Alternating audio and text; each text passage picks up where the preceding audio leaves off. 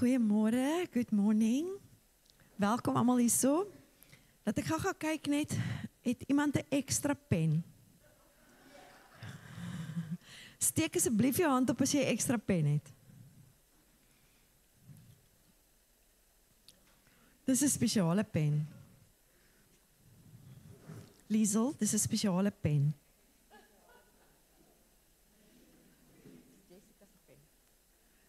Okay, dankie Jessica.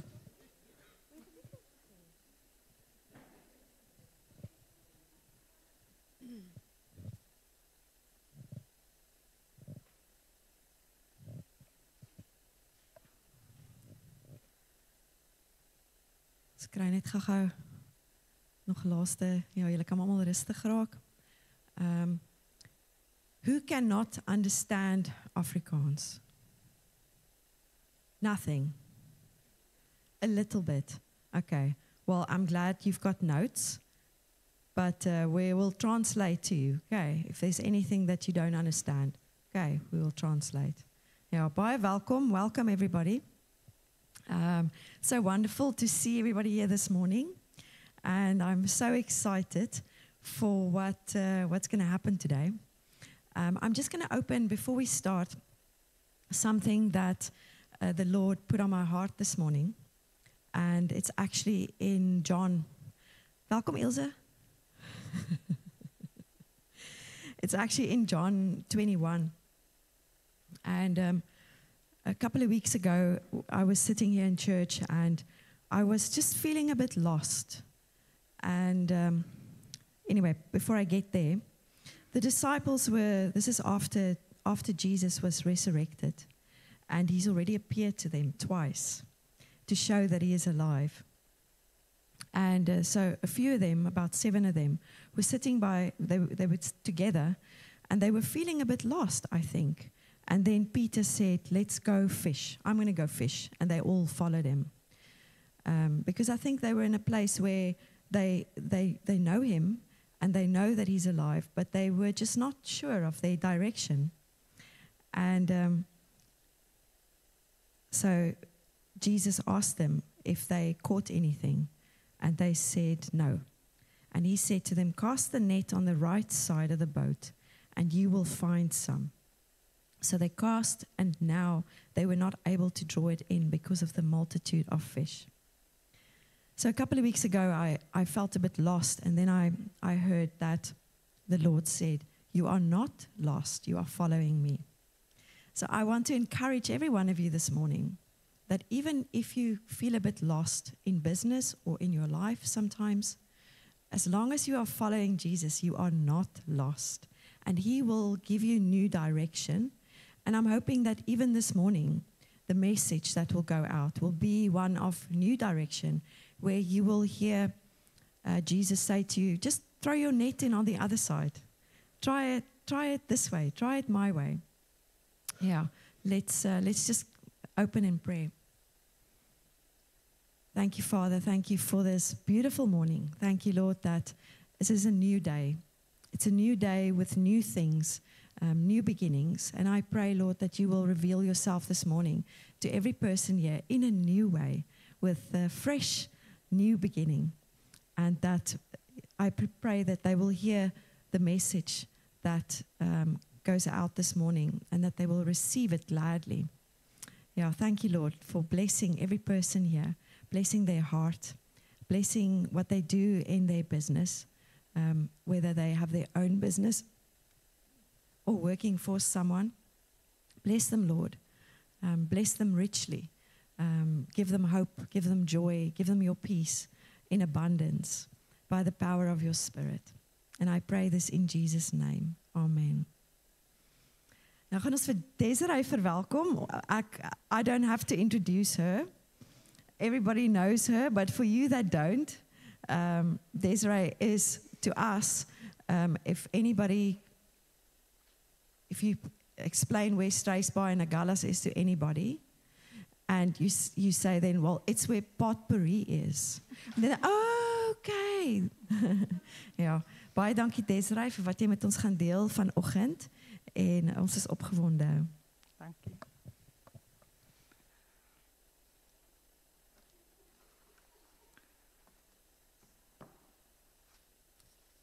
Dankie Anita.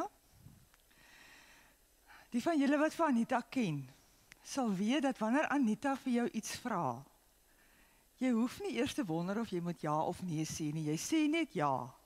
Want dis die enigste antwoord wat sy aanvaar. Sy het die manier om jou uit jou gemaksone uit te lig.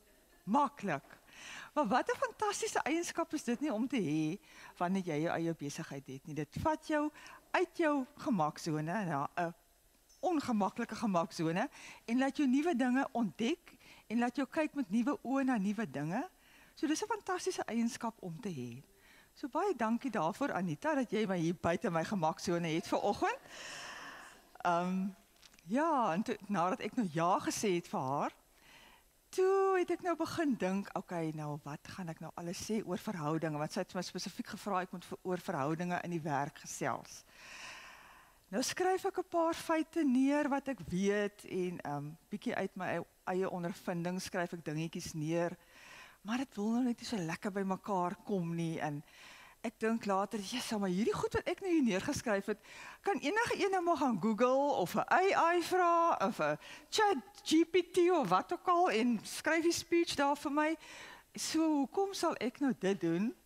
En julle tyd mors wat julle kon dit nou maar net gegoogel het wat ek nou vir julle wil sê. En natuurlik het ek toe nou maar net vir die Here gevra dat hy vir my moet help en vir my moet wys wat ek vandag moet sê. En hy het toe net vir my geantwoord, ek was nog besig om te vra, Here, help my asseblief, dat ek net lekker goeders vandag praat, wat waarheid is. En terwyl ek het nog vra, toe sê hy net vir my, jy het die beste handleiding in die wêreld. 'n Handleiding wat nooit opgedateer moet word nie, wat nie hoef aan te pas by 'n veranderde wêreld nie. Die wêreld moet in feite aanpas by hierdie handleiding. En dis net sy woord wat altyd vas en waar is van nou tot in ewigheid. Sal dit nooit verander nie en kan ons maar net hom gebruik as ons enigste handleiding. So die woord wat ek vandag vir julle gaan bring, kom uit hierdie handleiding. Nie gegoogel nie. Nee, AI nie. Hier is ons AI. Dit was nooit in my beplanning as 'n jong meisie of later 'n jong vrou. Het ek nooit daaraan gedink of selfs drome gehad om eendag my eie besigheid te hê nie.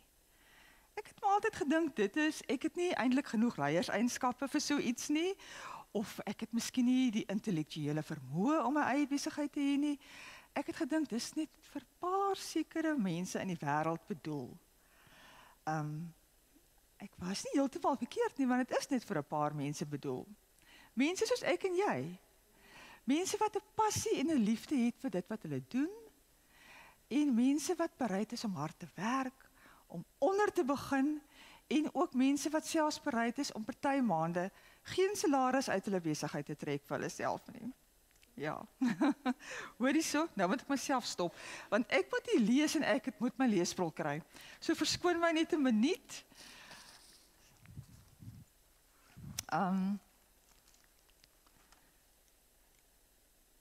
Ja, so hierdie besef, dat ek maar net 'n doodgewone mens is, sonder enige besigheidsopleiding, het my gevat na 'n paar karakters in sy woord, wat ook nie gedink het hulle is goed genoeg toe die Here hulle geroep het vir sekere take wat hulle moet verrig nie. En omdat ek nou my aanbieding gaan doen vanoggend oor verhoudings, het ek gedink die eerste helfte gaan ons praat oor verhouding tussen werkgewer en werknemer en ook tussen kollegas. En die tweede helfte gaan ons praat oor jou verhouding met kliënte. Maar nommer 1 wil ek eers praat oor ons verhouding met die Here, want sonder 'n verhouding met die Here kan ons nie verhoudings met mekaar hê nie, suksesvolle verhoudings met mekaar hê nie. So daarom gaan ek nou eers 'n paar voorbeelde uit die woord aanhaal van mense wat nie gedink het hulle is goed genoeg om dit te doen wat die Here van hulle verwag en gevra het nie. So ek het dadelik gegaan en ek het gedink aan Gideon. En ek lees sy verhaal in Rigter 6 en Rigter 7. Nou die Midianiete van daardie tyd was besig om die Israeliete totaal uit te wis. En die Israeliete was teen die grond en hulle het gevoel die Here het sy rug op hulle gedraai. En toe verskyn die Here aan Gideon in die vorm van 'n engel en sê toe aan Gideon, hy moet gaan en die Israeliete gaan verslaan. En Gideon vra toe aan die engel, ek lees nou uit die Bybel, hoor. Gideon vra toe aan die engel, maar hoe kom hierdie dinge gebeur en dit voel vir hom die Here het sy rug op hulle gedraai en die Here antwoord toe vir Gideon en sê, gaan met hierdie krag wat ek vir jou gee en gaan oorwin die Midianiete. En Gideon antwoord, maar hoe kan ek Israel red? My familie is een van die swakstes in Manasse en ek is die onbelangrikste lid in my pa se familie. Die Here antwoord hom, ek is dan met jou. Jy sal al die Midianiete verslaan asof jy teen net een man veg. Toe die tyd reg was, het Gideon en al sy manskappe gereed gemaak. Die Here sê te vir Gideon, jy het te veel soldate. Sê vir jou manskappe, elkeen wat te bang is om te gaan, mag terugdraai en huis toe gaan. 22.000 man het teruggedraai en net 10.000 het oorgebly. Die Here sê toe, dis nog steeds te veel. Die Here beveel toe dat Gideon hulle moet afneem water toe. Skei hulle in groepe. Die wat water uit hulle hand drink, soos 'n hond, wat dit met hulle tonge opslurp, met die wat op hulle knieë gaan en water drink. Daar was 300 wat die water met hulle hand geskep het. Die Here sê toe, ek sal julle met hierdie 300 man bevry. Die Midianiete en die Amalekiete en die ander mense wat almal uit die ooste gekom het en op die vlakte toegesak het so springkane om die Israeliete te oorwin. Hulle was so baie, soos die sandkorrels op die strand en hulle kamele kon nie getel word nie. Maar die Midianiete in hulle magdom duisende is deur die 300 man van die Israeliete verslaan. Israel het die oorhand gekry en die Midianiete het nooit weer herstel nie. In Gideon se tyd was daar vir 40 jaar lank vrede in die land. Nou behalwe dat die Here hierdie onbelangrike man gekies het en hom uitgelig het en vir hom 'n reus in sy lewe gemaak het daar waar hy woon en werk en die Israeliete verslaan het ek ook gesien in hierdie stuk dat die Here skrik nie vir getalle nie, vir syfers nie. So wanneer jy weer skrik, wanneer jy na jou bankbalans kyk en daardie verskriklike groot debietbalans van jou laat jou skrik. Onthou net, die Here kan daai balans nog groter maak, maar daai debiet omdraai in 'n krediet. En dan Moses. In Eksodus 3 vers 11 sê die Here vir Moses dat hy die noodroep van die Israeliete gehoor het en dat Moses na Egipte moet gaan en met die farao moet gaan praat. Moses reageer met die woorde in Eksodus 3. Maar wie is ek dan om voor die farao te verskyn? Hoe kan u van my verwag om die Israeliete uit Egipte weg te lei? God antwoord, ek sal by jou wees. En dan in 1 Samuel 9 lees ons van God se opdrag aan Samuel, dat hy vir Saul as koning moet gaan salf. Saul reageer in vers 21, ek is maar net 'n Benjaminiet, die kleinste stam in Israel. My familie is boonop die geringste. En Saul het die koning van Israel geword. Later het Samuel weer opdrag gekry van die Here, dat hy een van Isaï se seuns as koning moet gaan salf. En die Here sê toe vir Samuel, wanneer hy by Isaï kom, sal hy aan Samuel wys watter een van die seuns dit is wat hy moet salf. En toe Samuel daar kom, toe kyk hy so na hulle almal deur, en hy dink toe by homself, Eliab lyk na 'n mooi man, ek dink dit is die man wat die Here gekies het. Maar die Here sê vir Samuel in vers 6 en 7, ek het hom nie gekies nie. Moenie volgens voorkoms of grootte of liggaamsbou oordeel nie, want ek het hom nie gekies nie. Die Here neem nie besluite soos mense nie. Mense oordeel volgens uiterlike voorkoms, maar die Here kyk na die binnekant. Nadat 7 van Isaï se seuns aan Samuel voorgestel is, sê Samuel, die Here het nie een van hulle gekies nie. Is daar nie dalk nog 'n seun nie? Ja, antwoord hulle, maar dis die jongste en die kleinste enetjie, hy is daar in die veld, hy pas maar net skape op. En Samuel sê, roep hom. En toe hy voor Samuel verskyn, sê die Here vir Samuel, ek het hom gekies, salf hom as koning vir Dawid. En ons weet dat Jesus is uit Dawid se bloedlyn later gebore. En dan natuurlik Paulus, die mees onwaarskynlikste persoon. Die persoon wat alle Christene letterlik gejag en doodgemaak het. Van hom sê die Here, ek het Saulus as my instrument uitgekies, om my boodskap uit te dra na volke en konings en die volk van Israel. En in Efesiërs 3 vers 8 sê Paulus, aan my, die heel onbelangrikste van God se mense, is hierdie genade gegee. En dan die laaste voorbeeld is natuurlik Maria. Sy was 'n arm tienermeisie, 'n jong tienermeisie wat armoede geken het en ook onbelangrik in die oë van die mense. En die Here kies vir haar om swanger te raak met Jesus. So elkeen van hierdie mense het 'n verskoning gehad, hoekom hulle gedink het hulle is nie goed genoeg om te doen waarvoor die Here hulle geroep het nie. Maar die Here, glo ek, het hulle nederigheid raak gesien en gesien ook dat hulle 'n teachable karakter het. En daarmee kon hy werk en hy het vir hulle toegerus. So die Here rus ons altyd toe vir die taak waartoe hy ons roep, al dink ons is nie goed genoeg vir dit nie. Want jy gaan nie in jou eie krag nie. Vir elkeen van hierdie mense het hy beloof, ek is dan by jou, ek gee jou krag. Nou, ek was nog my hele lewe lank baie lief vir kuns en mooi goed.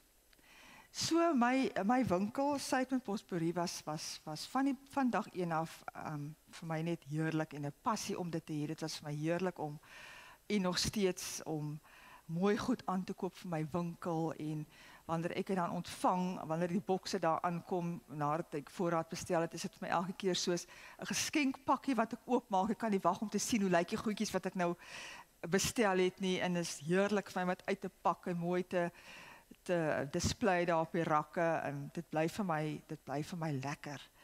Na 21 jaar wat my winkel het, is dit nog steeds vir my elke oggend as ek wakker word, is dit nie een oggend wat ek voel, ek is nie vanoggend lus vir werk nie. Ek sien elke oggend letterlik uit om in my winkel in te stap. Dit is my passie. Maar ek het nou nie eintlik 'n vreeslike passie vir my restaurantbedryf gehad nie. Ek was nog nooit lief vir kos maak nie. My ma het alles in haar vermoë gedoen om vir my en my suster, toe ons nog in die skool was, skoolvakansies in die kombuis te laat help, koekies bak of kos maak of wat ook al. My suster was mal daaroor, sy het geblom en sy maak tot vandag toe nog heerlike kos. Ek kan ook kos maak, maar dit is nie my passie nie. Ek is nie baie lief daarvoor nie. So, toe ek na my restaurant begin, toe dink ek, ja, hoe nou? Maar toe het ek ook besef, ek hoef nie so lief te wees vir kos maak om daar agter die stoof te gaan staan en self kos te maak nie. Jy stel mos vir jou 'n chef aan. En hy maak die kos. En dan vir 'n restaurant om te werk, het hy eintlik nou maar net daai X-faktor nodig. So wat is daai X-faktor? Maar laat ek jou nou eers die volgende storie vertel. Lang voor ek Potpourri nog gehad het, en toe ek en my man hier in Struisbaai aangekom het, seker 25 jaar terug, toe was hy maar net 'n paar restaurantjies in Struisbaai, en ons het hulle almal baie gereeld besoek, want ons is lief vir uit eet. En al die restaurantjies het regtig baie goeie kos gehad. Daar was nie een wat ek nou sê, die een is beter as die ander, hulle kos was almal baie goed. Maar daar was een restaurantjie waarheen ons altyd meer teruggegaan het. En dit was die restaurant binne in die lughuis. En ons het na daai restaurantjie gegaan oor sy diens. Hy het uitstekende diens vir ons gebied. En dit was alles te danke aan een kelner wat daar gewerk het, en haar naam is Zelda. En vandag werk Zelda by my. Sy het net 'n manier gehad om 'n atmosfeer te skep. En ons sou op 'n Sondagmiddag, was ons veral lief om by die lughuis te gaan eet. Hulle het die lekkerste Sondagmiddageters gemaak, ek mis dit verskriklik. Maar dan sou daar maklik 'n toerbus gestop het, met hoeveel mense is daar op so bus, buitelanders, en dan sy die enigste kelner daar in die restaurant. En dan hanteer sy daai hele bus. En die oomblik as ek en my man daar aankom, dan sê ons onmiddellik, baie belangrik laat voel, en sy het vir ons tuis gemaak daar, en ons het nooit gevoel, ons kry nou afskeepdiens, omdat Zelda nou aan die bus met aandag skenk nie. So dit is regtig wat gemaak het, dat ons meer teruggegaan het aan die lighuis, was oor die atmosfeer wat sy daar vir ons geskep het. En ja, en so jy hoef nie altyd die beste produk of die beste kos op jou menu te hê nie, maar as jy die beste diens het, dan kom jou kliënte definitief altyd terug, altyd na die beste diens en die atmosfeer. So ja, ek is baie bevoorreg, Zelda, dat jy vandag in my diens is. Dankie dat jy die X-faktor daar in Potpourri vir ons skep. So, met dit gesê, het ek besef dat my besigheid se belangrikste, beste bate nie noodwendig my kliënte is nie, maar definitief my personeel. So, met jou beste bate pas 'n mens natuurlik soos goud op. So ek pas hulle soos goud op. Ek sorg dat hulle gelukkig is. Want gelukkige personeel dra die belange van die besigheid op die hart. Ongelukkige personeel gaan nou maar net elke week werk en maand werk, sodat hulle aan die einde van die maand nou maar net hulle salaris kan kry. Dit is oor genoeg vir hulle. Maar jou gelukkige personeel stap die ekstra myl vir jou en hulle sorg ook dat jy of jou man vir 3 weke iewers op 'n eilandjie kan gaan vakansie hou, sonder 'n dag se bekommernis, want hulle hanteer jou besigheid asof dit hulle sin is. En dan wil ek weer teruggaan na die woord. Ek lees in Rut 2 vers 4, die storie van Rut en Boas. Nou, ek het die storie gelees, dit is 'n kort boekie, en dit vertel nou die verhaal van Rut en Boas, maar tussenin was daar 2 sinne wat vir my uitgestaan het. En ek het agterna gewonder, nou, ek wonder hoekom is die 2 sinnetjies daar ingevoeg. Maar laat ek eers vir jou 'n stukkie lees, dan gaan ek vir jou verduidelik. In Rut 2 vers 4 lees ons die volgende. Boas kom van Bethlehem af. Boas was 'n welvarende boer daar van die omgewing. Hy kom van Bethlehem af en hy groet sy werknemers. Die Here is met julle, sy werknemers antwoord. Mag die Here u seën. En dan gaan die storie weer aan. En dit het net vir my laat besef dat hierdie 2 sinnetjies staan nie daar verniet nie. Dit is om vir my en vir jou te wys van wederwysige respek en liefde tussen werknemer en werkgewer. Soos ek sê, hy was 'n ryk, invloedryke boer. Hy kon net verby sy landerye gestap het en nie nodig gehad het om sy werkers eers te groet nie. Hulle moet mos nou maar net hulle werk doen. Maar ek is seker daarvan, met die liefde en respek wat hulle vir mekaar gehad het sy werknemers, was hulle uiters produktief. As hy net daar verby gestap het en hulle nie eens raak gesien het nie, het hulle ook maar net hulle jobie vir die dag gedoen, want hulle kry mos aan die einde van die dag hulle loon. Maar omdat daai liefde en wederwysige respek daar was vir mekaar, was hulle 'n produktiewe span. Ek glo dit.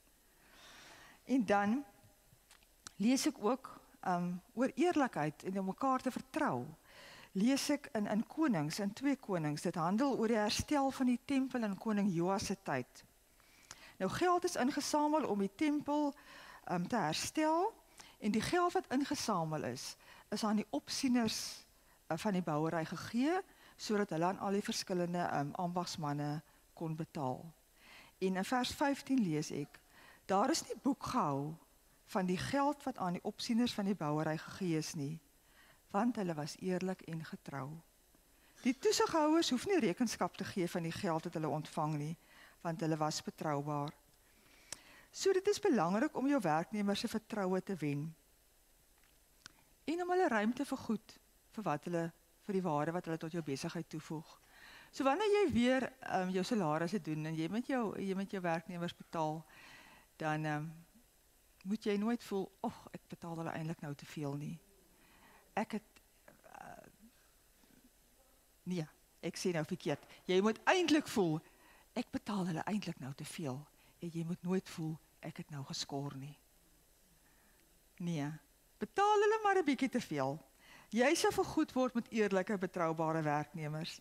En nog 'n skrif wat ek wil byvoeg. Ek het dit nou nie op julle notas geskryf nie, so as julle hom wil neerskryf. Kolossense 3 vers 22. Werknemers, moenie julle werkgewers probeer tevrede stel deur net te werk as iemand kyk nie. Nee, werk met opregtheid van hart, omdat julle eerbied vir die Here het. Pak alles gemotiveerd aan. Werk soos vir die Here en nie soos vir mense nie. Weet dat die Here julle met 'n erfdeel sal beloon. Eienaars, behandel julle slawe reg en billik. En dan lees ek in 1 Konings 10 vers 4, 5 en 8. Die koningin van Skeba was beïndruk met Salomo se wysheid. Die paleis wat hy gebou het, die kos op sy tafel, hoe hy sy amptenare laat aansit, die bediening en die uniforms van sy tafelbediendes en sy kelners. Hoe bevoorreg is hierdie volk, sê sy. Wat 'n voorreg vir u amptenare om in u diens te staan en hier dag vir dag u wysheid aan te hoor. Nou wat 'n fantastiese getuigskrif vir 'n werkgewer, nê? Mag my werknemers ook van my sê dat hulle bevoorreg is om in my diens te staan en my wysheid elke dag aan te hoor. Maar kyk ook hoe belangrik is dit om jou personeel toe te rus met netjies 'n uniform en jou besigheid se logo op hulle borste sit. Dit gee hulle 'n vorm van trots en selfrespek. En dan het ons by Suidpunt Potpourri dit nou sommer goed gedink om sommer 'n bietjie vir die pret, om nie so ernstig te wees nie, het ons 'n paar videoetjies gemaak. En ons het om vir julle te demonstreer, die eerste videoetjie gaan nou wees, maar ek wil net gou eers sê, ons het so 'n bietjie overreact. Ons is nie regtig so erg soos wat in die video's is nie. Die eerste video gaan wees van hoe werkgewer en werknemer nie teenoor mekaar moet optree nie.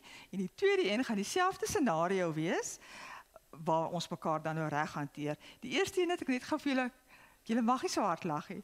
Wat ek net gou vir so 'n bietjie agtergrond gee is, sy kom in my kantoor en dan gaan sy vir my vra, sy wil graag 'n naweek af hê, maar sy vra dit nou op 'n tyd wat dit nie moontlik is vir die werk om af te gee nie, in 'n besige tyd wat dit 'n lang naweek is en niemand mag op 'n lang naweek afkry nie, en.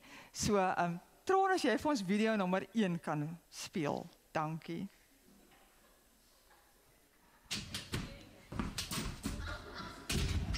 Mevrouw, je was op de naweek af hier. Ekskuus? Jy was hier in? Jy wag eers dat ek vir jou die deur oopmaak nie? Ek is besig met SARS. Belasting. Maar mevrouw, ik wil Was net einde van een die naweek maand. af hier, alsjeblieft, net een naweek. Want Oké, ik- wat 'n naweek wil jy af hê? Die eind van die maand. Die eind van die maand? Ja, mevrouw. En dit is 'n lang naweek. Maar mevrouw, we staan niet. En wat verstaan jy van lang naweke? Dat is dus bezig. Moes jy aangestel daai dag toe ek vir jou aangestel het? Wat het ek gesê oor lang naweke en Als mijn alweer? advies, maar mevrouw, we staan niet. Die oom is een jarenlang oom. Nog nooit oom gezien. Ik wil buiten gaan. Nog nooit oom gesien nie, maar Nee, jy wil aan sy begrafnis ja, gegaan. ons maak het na gewoon. Asseblief. Ons maak Jy het net, na daar gewoon. is die Vergeet het. Vergeet het. Dat kan Jy niet. gaan nie Want afkry die naweek, nie. jy is klaar. Nee, jy gaan nie afkry nie. Jy kan maar gaan maak. Sal met toe die deur agter jou as jy uitstap. Maar- Want ek is besig hier met my belasting. Die naweek, ja of nee? Dus alles, mevrouw. Nee. Oké, fijn, dank je mevrouw.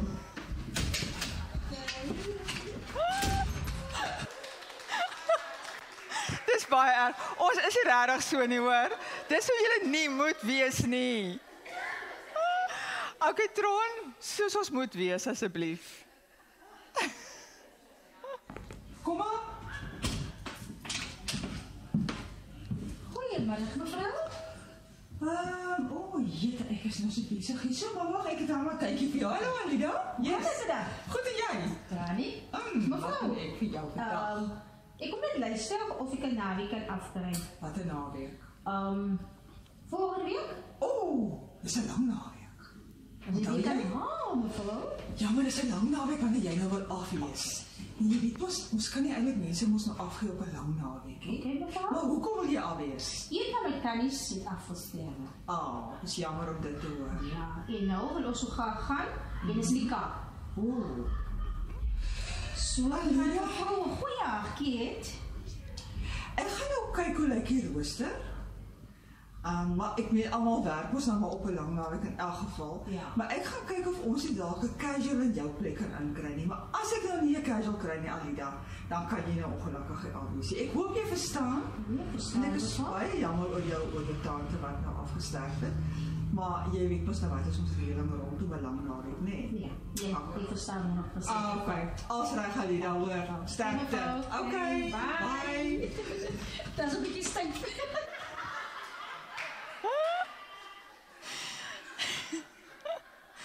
Okay, hy was sommer net vir die fun, hoor. So, hoe hou ek my personeel gelukkig?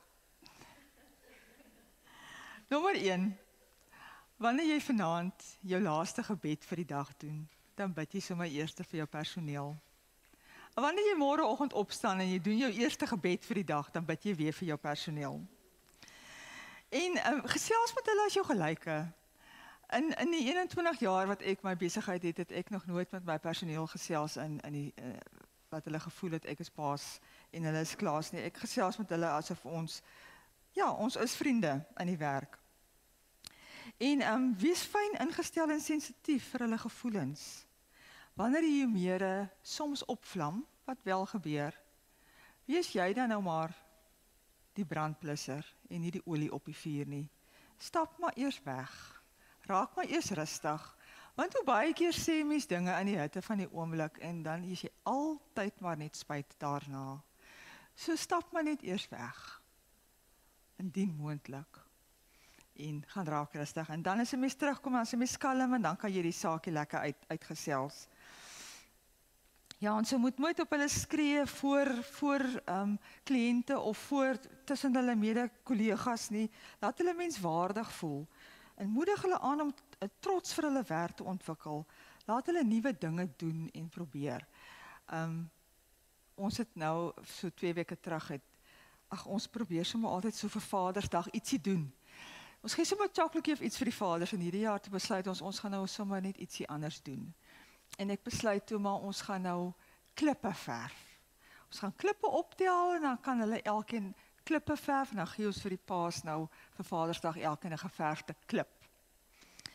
En aanvanklik het hulle vir my gesê nooit, hulle kan nie verf nie, hulle kan nie so 'n stokmannetjie teken nie, wat nog te sê van verf.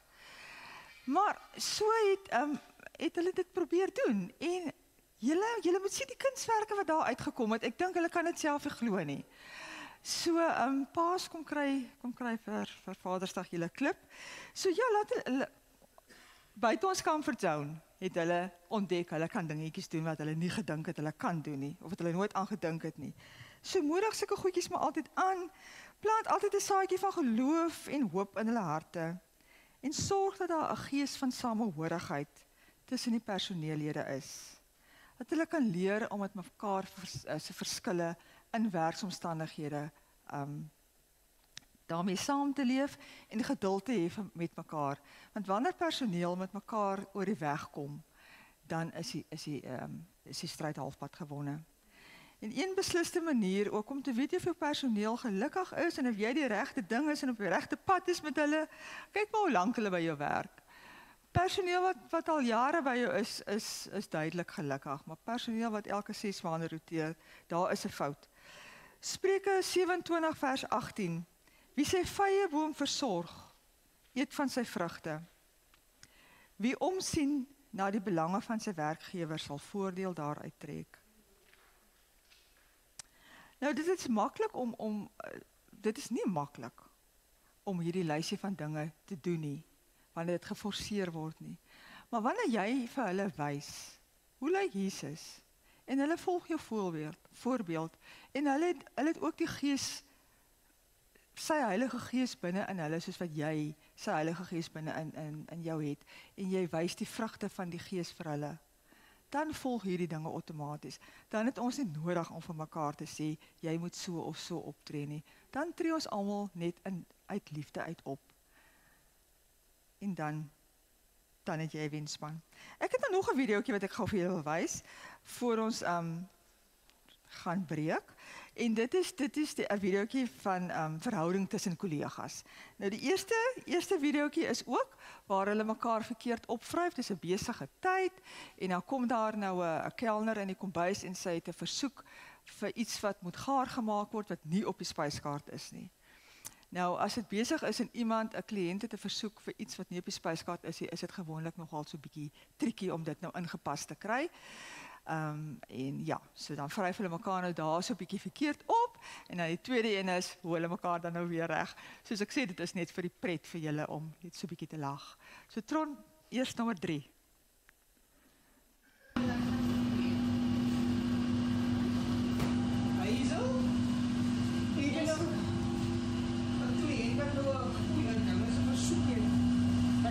Nou weer.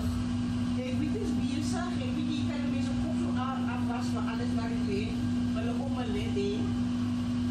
Maar hy sê so chilies en green peppers en daal. En toe sê jy nou natuurlijk ja. En ons moet 'n goeie vraag voor. Filipijn, maar jy weet mos ons geliefd dat die. Maar ek het vraag ons eerste. Ek moet nou net jy weet. Wie het ook vir die mense sê ons kan dit doen. As ons dit kan doen. Maar ek sal dit laat doen, gaan sê vir die kliënt. Alles was môre as vir die rally. Gaan sê maar ek sal dit doen. Maar jy maar jy sal ook vir kliënt dat sê.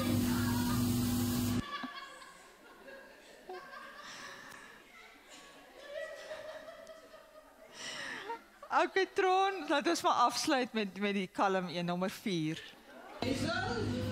Jevo. Maar jy laat as nou kliënt met 'n bietjie skielik. Wie laat presies alles daai. Ai, ek was maar altyd daar. Ek het besluit nie vandag om die stuk te weer en 'n ander moed vandag. Maar ek wil dan is almal lekker. Hy soek nou weer 'n jemse met die chilies, is green peppers en capers en die waai met daar. Waai nou weer met dan met allei. En is het klaar met die droogvoer? Filipijn, nee man. Sê kom verduidelik vir die kliënt, die kombuis is verskriklik besig. Ek sal dit enige tyd gedoen het, maar dis goed wat ons sê, het jy so ek maar goed nou laat koop. En dan as die tyd die, maar ons kombuis is regtig besig. Sê is maar hoe gaan nou ander opsies dat ons het, by kinderkaas en so. Ek kan nie. Hy goed nou weer chilies en sulke goed. Daar is jy manier nie. Sê ons hou nie chilies aan nie, ons het die sulke goed nie. Hy kan ons knoffel opkry, ja. Ek sal hom gaan sê, Dat kan jy opkry. maar as hy sê ek sal nou weer my luister wat hy sê, En daar is die foutjie.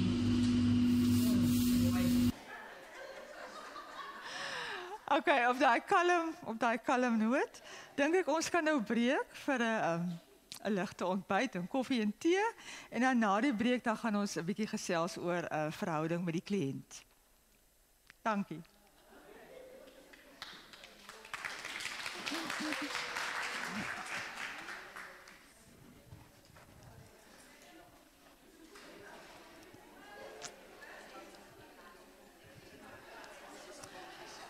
Nou dit my Was het James? Was het James wat die chilies weggehaal? seker. Wat is dit? Tron. Is ek nou af? Nee. Raai maar